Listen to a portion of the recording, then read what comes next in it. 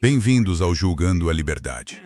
Hoje é quarta-feira, 29 de abril de 2026. Gilbert Doctorow está conosco agora. Gilbert, um prazer, meu caro amigo. Você tem escrito sobre o nível de frustração na Rússia com a condução do presidente Putin, especificamente sobre a guerra na Ucrânia e a economia. Você pode avaliar o nível de frustração e, se puder, em 3 áreas diferentes.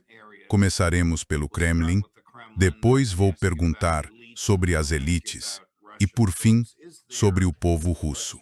Há frustração entre as próprias pessoas do presidente, dentro daqueles muros do Kremlin, na Praça Vermelha.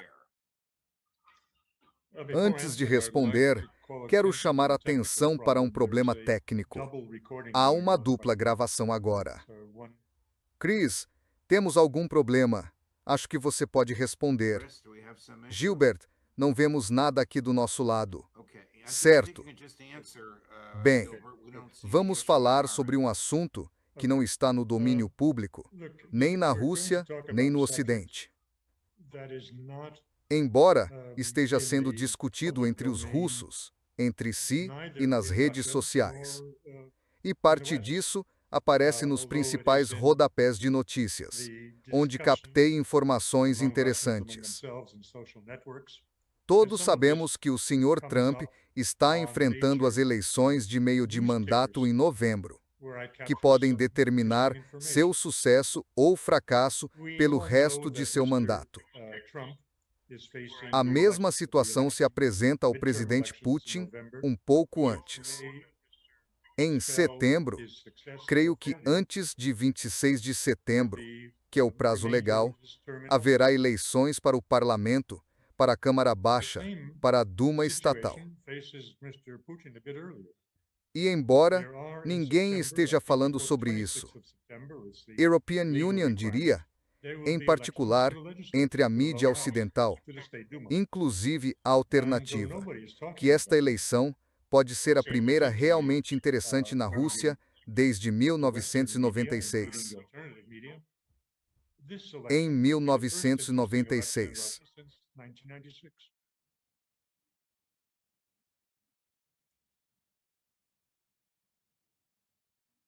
Parece que estamos com problemas de internet.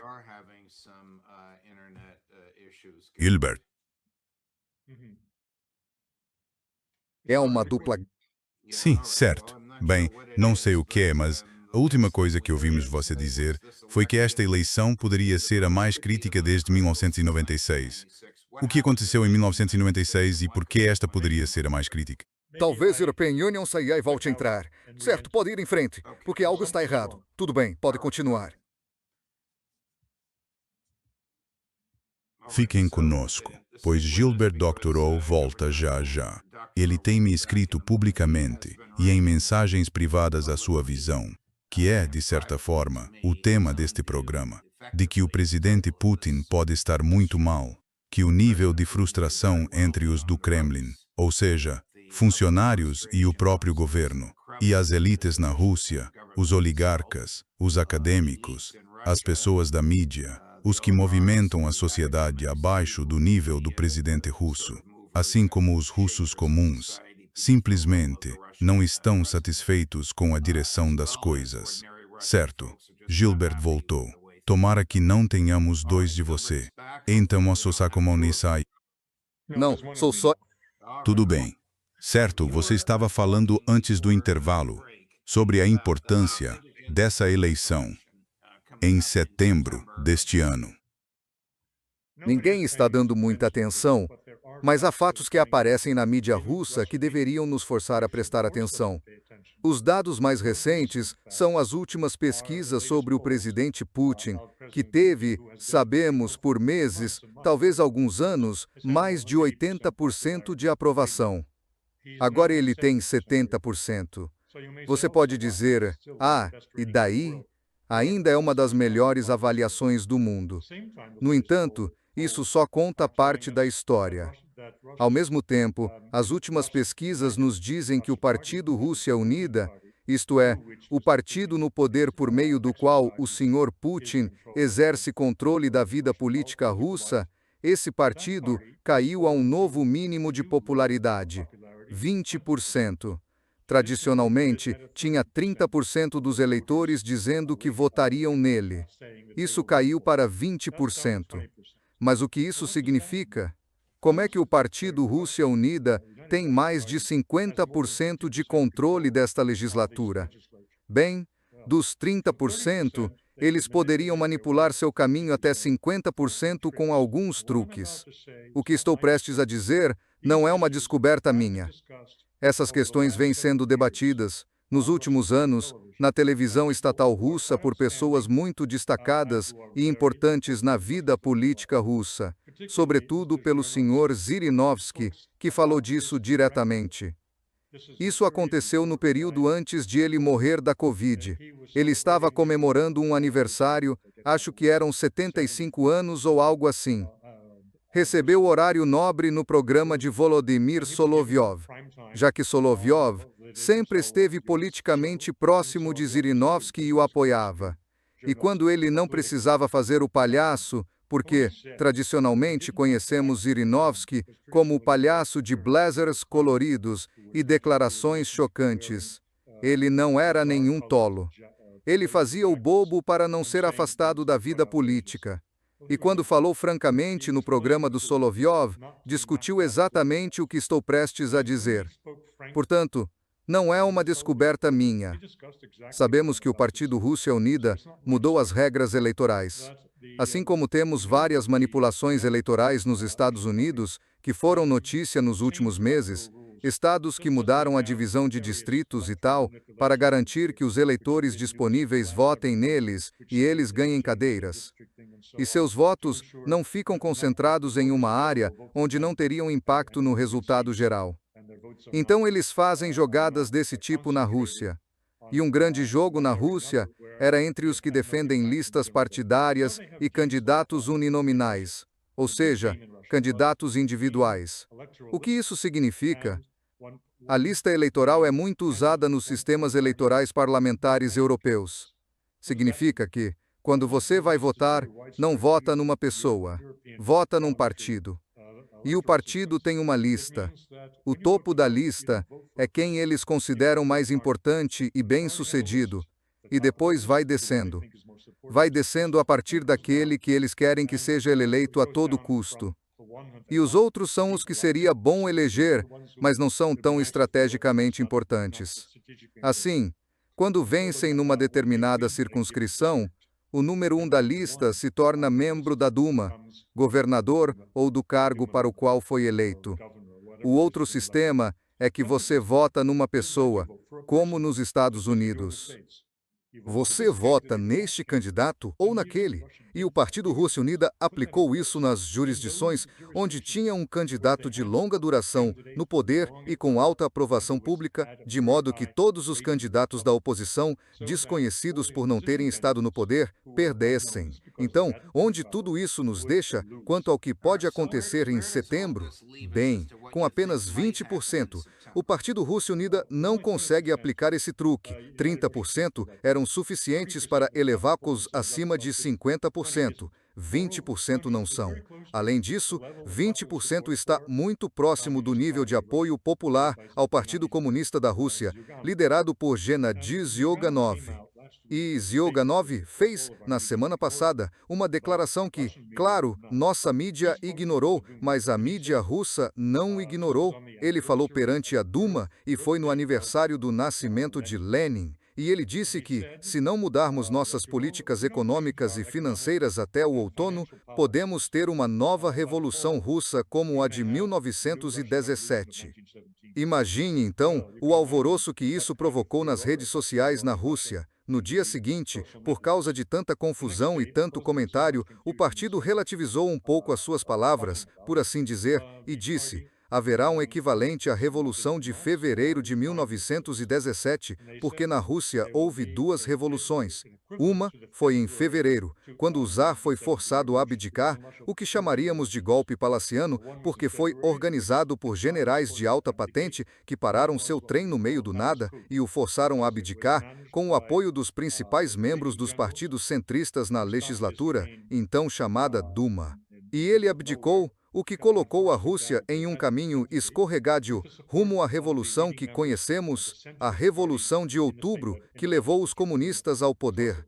Pois bem, Gennady Oganov estava falando de um golpe palaciano, e isso é algo perfeitamente concebível. Há pessoas no topo da política russa que estão surgindo e dizendo que já basta, esta guerra já dura tempo demais e devemos encerrar Doula, inclusive um general reformado que na semana passada voltou às redes sociais dizendo que acabou a festa. Temos que fazer algo para acabar com essa guerra. Pois bem, esses não são comentários favoráveis aos detentores do poder, e por isso digo que a eleição em setembro deste ano pode ser decisiva para o Sr. Putin. Vogo mimiminin. Dan dada po dan desissin dan desissi dan e Você consegue avaliar a reação do eleitor russo médio a esses comentários? Ou seja, esses comentários repercutem entre a população ou são apenas eco entre as elites?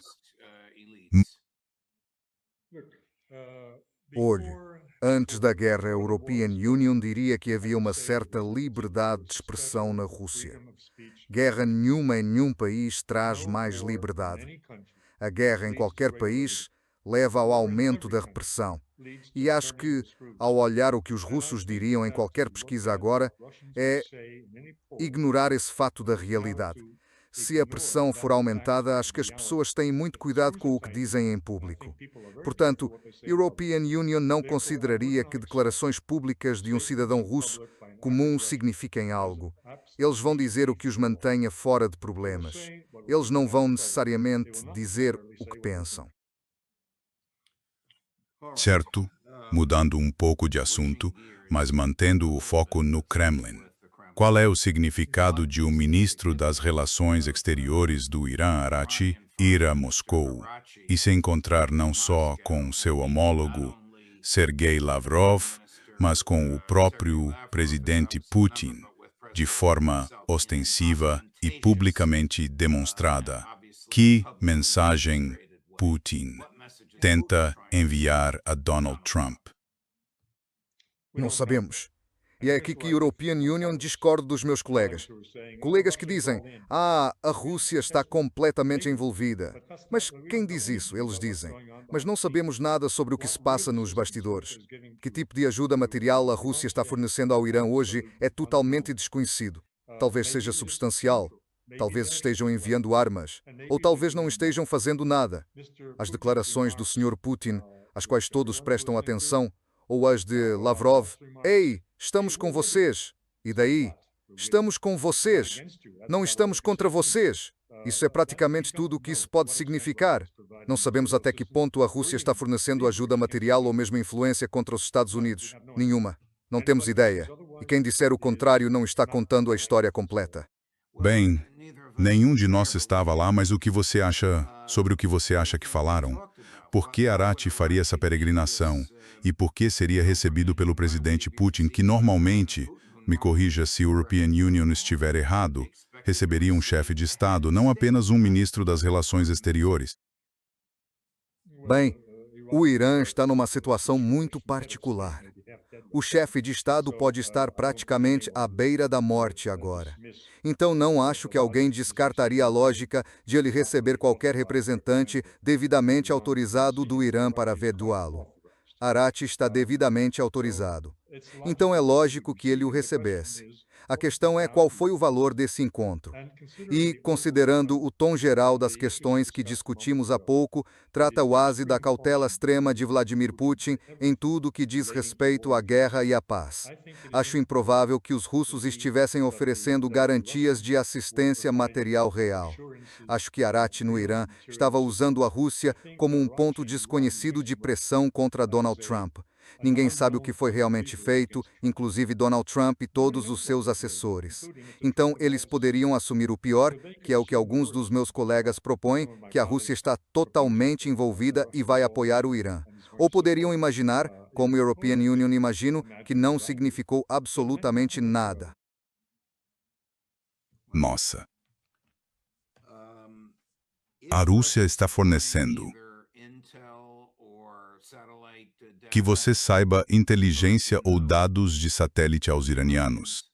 Pelo que sei, sim. Mas os chineses também. E, claro, isso é muito importante. European Union, não descarto isso. Mas isso não equivale a fornecer mísseis. Não é? É oferecer mediação. É o tipo de assistência que deu anteriormente na era Obama, que levou à bem-sucedida conclusão daquele acordo sobre o enriquecimento. Isso é importante, mas não é o mesmo que uma aliança militar. Certo. Voltemos a Putin por um momento. O estado da economia, quais são as taxas de juros para financiar uma casa ou uma pequena empresa? Não estou falando de um oligarca pedindo empréstimos. Falo de um pequeno empresário ou empresária, ou de um casal jovem querendo comprar uma casa. Não quero personalizar dizendo que as taxas preferenciais são dadas aos oligarcas só por serem oligarcas. Elas são dadas aos oligarcas porque, por acaso, eles possuem as empresas industriais e de extração mineral mais importantes da Rússia. Como proprietários dessas empresas, eles se beneficiam do acesso privilegiado a empréstimos subsidiados concedidos pela administração financeira. Voltando ao começo da sua pergunta, até ontem, European Union, acho que a taxa básica na Rússia era de 15%. 15. Um ou 2 meses atrás, estava acima de 20%. Tudo isso está totalmente destoante da taxa de inflação estimada na Rússia, que tem estado abaixo de 10% e às vezes abaixo de 8%. Deixe-me interromper você. Suponho que essa taxa seja fixada por um banco central. Isso não é resultado de oferta e demanda. É ditada por uma só pessoa. E aí está a animosidade contra o Sr. Putin agora, por causa do apoio total dele a Elvira Mábulo, que é a chefe do Banco Central, e por isso há uma grande disputa ocorrendo entre as elites russas. E European Union, acho que isso chega até dentro do governo, não apenas as pessoas de fora, mas também no próprio gabinete. E você tem 2 liberais com L maiúsculo. Um deles é Snábio Lina e o outro é o ministro das Finanças. E o resto do governo é contra isso porque está matando a economia russa. Não são as sanções que estão matando a economia. É a taxa do Banco Central que está matando a economia. E, voltando 1 ano e meio, na televisão pública havia o vice-chefe da Duma estatal, um certo senhor Babakov, que era um político centrista, sem partido, na Duma. Ele vinha dizendo toda semana, no programa de Solovyov para Tilya, livrem-se dela.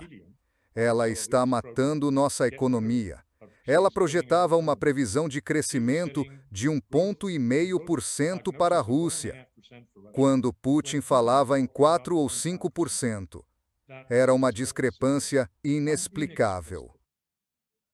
O Sr. Putin percebe esses problemas. O desencanto, a impaciência com a guerra, a frustração e as taxas de juros causando estagnação na economia. Está começando a perceber? À medida que nos aproximamos de setembro e dessas eleições, ele terá de agir, porque, caso contrário, o Partido Rússia Unida será esmagado. Eles vão cair muito, e Putin perderá o controle da democracia. Agora, European Union, sei muito bem o que isso quer dizer, porque a European Union morava na Rússia nos anos 90. E embora se chamasse uma democracia parlamentar, era uma ditadura do Sr. Yeltsin, porque toda a Duma era dominada pela oposição, era dominada pelos comunistas. E então todas as leis eram promulgadas por decreto e não por ato legislativo. E podemos estar caminhando para essa situação muito em breve. Se o Sr. Putin perder a Duma, então ele começará a governar por decreto, o que é uma situação realmente muito desagradável, tanto para ele quanto para o povo. Estão sendo dados passos pequenos. Há uma grande luta agora dentro do governo russo. Não falo das elites, falo do próprio governo, sobre até que ponto a taxa básica precisa ser reduzida. O fato de a taxa básica estar tão alta torna impossível que as pequenas e médias empresas sobrevivam, e eles faliram. Isso fez com que muitas pessoas em toda a Rússia perdessem o emprego. Não é manchete, mas é a realidade. E essa realidade vai atingir o Sr. Putin e seu partido em setembro, a menos que façam algo realmente sério agora. A coisa mais séria que podem fazer seria demitir Navalny imediatamente, porque ela é um problema. Isso nos leva de volta à pergunta: por que ela não foi demitida? E isso nos leva a 1999, 2000, quando o Sr. Putin assumiu o poder. Novamente, não digo que tenha descoberto isso revirando travesseiros ou fazendo pesquisa em arquivos. Estou dizendo o que é do conhecimento geral sobre as classes políticas da Rússia. Que um acordo foi feito quando Yeltsin entregou o poder a Putin. Parte do acordo era não atacar a família no sentido imediato e no sentido amplo. No sentido amplo estão os oligarcas, não os atacar. E foi isso que aconteceu, e não atacar os liberais. E assim sempre houve, na administração do Sr. Putin, uma distinção de facções entre direita e esquerda, entre liberais e conservadores. Os liberais são remanescentes dos anos Yeltsin e puxam numa direção diferente dos conservadores.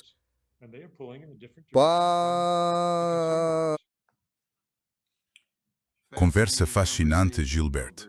No sábado, na minha caixa de correio, chegou isto. Gilbert Doctorow, Diários de Guerra, volume 2. A guerra entre a Rússia e a Ucrânia, 20 a 24. Para minha surpresa e alegria, há transcrições das nossas conversas, além de muitos outros dos seus escritos e análises. Conte-nos sobre esse trabalho, que sei que você faz diariamente, e é só o volume 2. Acho que vem mais 2 volumes. O volume 3 sai em cerca de 6 semanas, quando a produtora no Arizona terminar. O texto está escrito e já lhes foi enviado.